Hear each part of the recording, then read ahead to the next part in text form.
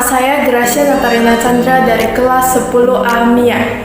Jadi pada video kali ini, saya akan menjelaskan tentang zaman praaksara berdasarkan geologi dan arkeologi. Jadi, selamat menyaksikan. Zaman praaksara atau zaman prasejarah merupakan masa di mana manusia belum mengenal bentuk tulisan. Menurut geologi, zaman praaksara dibagi menjadi 4 zaman, yaitu yang pertama adalah zaman Arkaikum atau Arkeozoikum, yang merupakan zaman tertua yang diperkirakan berlangsung sekitar 2.500 juta tahun yang lalu. Pada zaman ini, keadaan bumi masih belum stabil, di mana kulit bumi masih dalam proses pembentukan, masih terdapat banyak sekali gunung berapi, dan udara serta temperatur bumi masih sangat panas, sehingga belum terlihat adanya tanda-tanda kehidupan. Yang kedua adalah zaman Paleozoikum, yang merupakan zaman primer atau zaman kehidupan pertama kelanjutan dari Arkeozoikum, yang diperkirakan berlangsung sekitar 340 juta tahun yang lalu.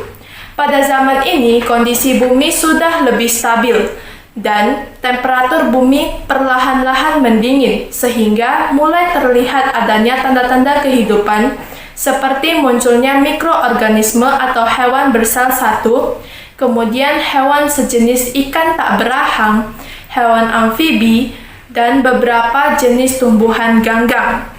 Yang ketiga adalah zaman Mesozoikum, yang merupakan zaman sekunder atau zaman reptil yang berlangsung sekitar 140 juta tahun yang lalu. Pada zaman ini, kondisi bumi sudah semakin stabil dan mulai muncul berbagai jenis hewan berbadan besar seperti hewan reptil, gajah purba atau mamut, Atlantosaurus, dan dinosaurus yang menjadi penguasa hampir sepanjang zaman ini, tetapi mendadak punah akibat tumbukan meteorit raksasa yang membuat bumi diliputi debu. Pada akhir zaman ini, muncul jenis burung dan hewan menyusui tingkat rendah. Yang terakhir adalah zaman Neozoikum atau Kainozoikum yang diperkirakan berlangsung sekitar 60 juta tahun yang lalu. Pada zaman ini, keadaan bumi sudah mulai stabil dan kehidupan pun semakin berkembang dan beraneka ragam, serta hewan berbadan besar pun sudah jauh berkurang. Zaman ini dibagi menjadi dua, yaitu yang pertama zaman Tersier yang berlangsung sekitar 60 juta tahun yang lalu. Pada zaman ini telah hidup jenis-jenis hewan menyusui seperti kera dan monyet. Yang kedua adalah zaman Kuarter. Pada zaman ini, mulai muncul tanda-tanda kehidupan manusia purba. Zaman ini terbagi menjadi dua masa, yaitu yang pertama masa Pleistosen atau Diphilum, yang merupakan zaman es atau glasial, yang berlangsung sekitar 600.000 tahun yang lalu. Pada masa ini, mulai ada kehidupan manusia, dan pada masa ini juga, es yang bertumpuk di kutub utara mulai mencair karena terjadi perubahan iklim terus-menerus. Masa kedua adalah masa Holosen yang berlangsung sekitar 20.000 tahun yang lalu. Pada masa ini, telah muncul Homo sapiens atau manusia cerdas seperti Homo wajachensis yang merupakan nenek moyang dari manusia modern saat ini. Nah, kalau berdasarkan arkeologi, kehidupan manusia praaksara terbagi menjadi dua zaman. Salah satunya adalah zaman batu. Zaman ini menunjukkan periode di mana sebagian besar alat-alat yang digunakan oleh manusia terbuat dari batu. Zaman batu ini dibagi menjadi 4 zaman, yaitu yang pertama adalah zaman batu tua atau Paleolitikum.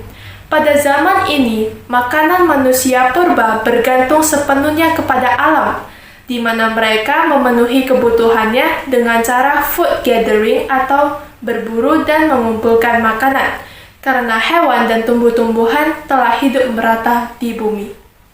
Oleh karena itulah, manusia purba pada zaman ini berkehidupan nomaden atau berpindah-pindah, mengikuti gerak binatang buruan dan sumber air, serta alat-alat yang mereka gunakan masih sangat sederhana dan sangat kasar, seperti contohnya kapak genggam, alat serpi beli, dan lain-lainnya.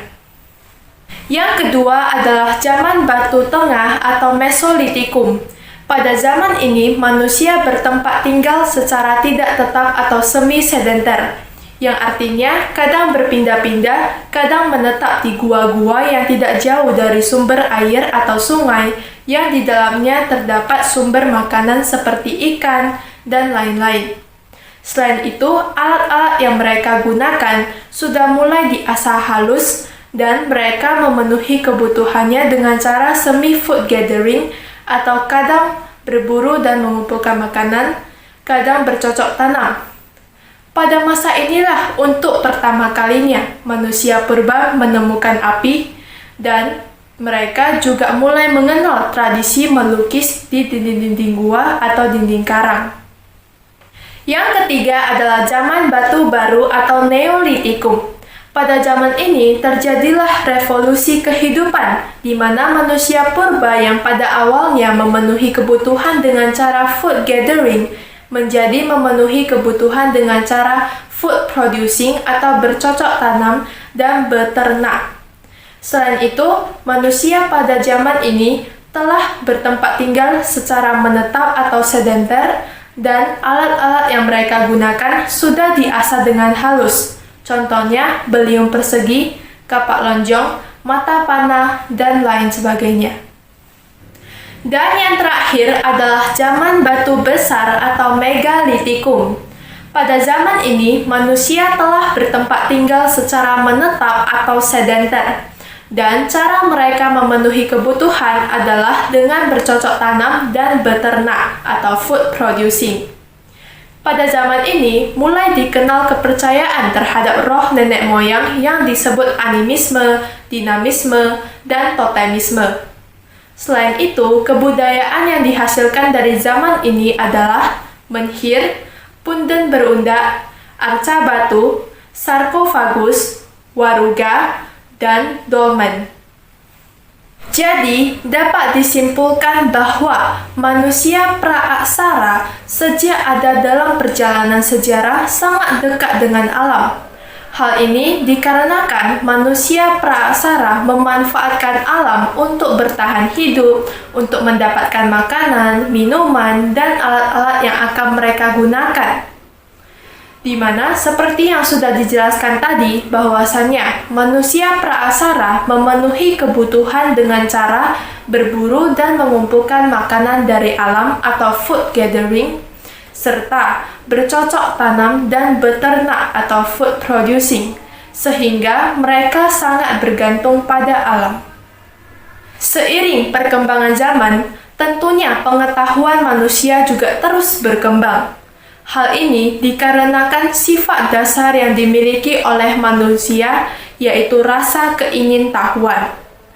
Nah, proses perubahan perkembangan pengetahuan manusia dimulai dari zaman praaksara, sebagaimana telah dijelaskan tadi, bahwasannya pada zaman Paleolitikum, manusia praaksara memperoleh kebutuhannya dengan cara berburu dan mengumpulkan makanan dari alam.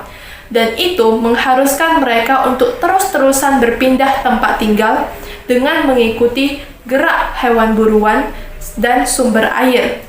Serta pada zaman itu, mereka juga tidak mengenal api, sehingga jika mendapatkan makanan yang keras, mereka harus menunggu hingga makanan tersebut membusuk dan berlendir sehingga menjadi lebih lunak agar bisa dimakan.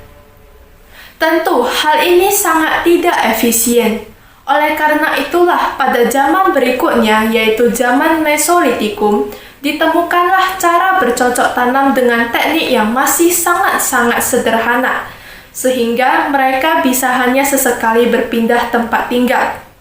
Dan pada zaman inilah, manusia praaksara pertama kalinya menemukan api, sehingga jika mereka mendapatkan makanan yang keras, mereka bisa langsung memasaknya, kemudian memakannya. Pada zaman berikutnya, yaitu zaman Neolitikum dan Megalitikum, manusia praasara mulai mengenal cara bercocok tanam dengan teknik yang lebih baik, serta mengenal bagaimana caranya beternak, sehingga mereka bisa tinggal dan menetap di suatu daerah tanpa harus terus-terusan berpindah-pindah. Tidak hanya sampai di situ saja. Pada zaman berikutnya, yaitu zaman logam yang dikenal sebagai masa perundagian, di mana manusia mulai melakukan tukar-menukar barang atau barter untuk memenuhi kebutuhan mereka. Namun, cara barter untuk memenuhi kebutuhan manusia juga kurang tepat, karena manusia seringkali mengalami kerugian dari perbarteran tersebut, di mana barang yang diterima tidak sebanding harganya dengan barang yang ditukarkan, ataupun begitu juga sebaliknya. Oleh karena itulah, pada akhirnya, manusia kemudian mengenal yang namanya uang logam atau uang kertas, lalu sekarang mengenal yang namanya kartu kredit yang bisa digunakan untuk bertransaksi dan membeli kebutuhan mereka. Sekian video dari saya, terima kasih sudah menonton.